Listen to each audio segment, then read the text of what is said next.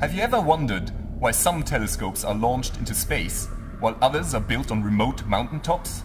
What is actually the best for astronomy? Here we provide a ringside view of the fight for the elusive photons from deep space. Is it a battle of the telescope giants? Today we have telescopes of many different sizes and shapes. Some are on the ground, like ESO's Very Large Telescope, located on a remote 2,600-meter high mountain in the Atacama Desert in Chile. It's seen here in one of the most sophisticated computer models ever made.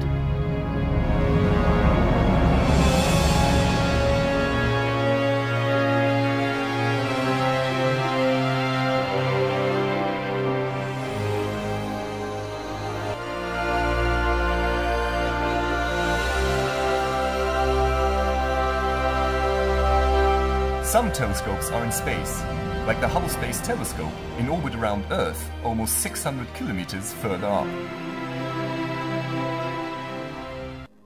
So how does a telescope work? Well, common to almost all telescopes, regardless of size or purpose, is that they have a mirror, some instruments, and a few supporting systems. Now the main function of the mirror is to collect as much light as possible from distant stars and galaxies. It is not to magnify anything, as many people think. Then there are a number of secondary mirrors that send the light to the instruments. Now there are two main types of instruments.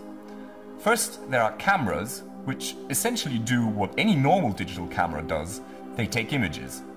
And then there are the spectrographs that spread the incoming light into its constituent colors like a rainbow, which can tell a lot about the physics of distant objects. Ingenious engineers and imaginative astronomers around the world compete in a scientific battle of how to unveil the secrets of the universe. So who is winning? Are the ground-based telescopes better because they are larger and collect more light from faint stars and galaxies? Or are the space-based telescopes winning the race, as they can make sharper images above the clouds and the disturbing atmosphere? On that count, ground-based astronomy is fast catching up. Advanced techniques, such as adaptive optics, have been developed to correct for the atmospheric blurring and twinkling. On the other hand, the atmosphere blocks certain wavelengths of light.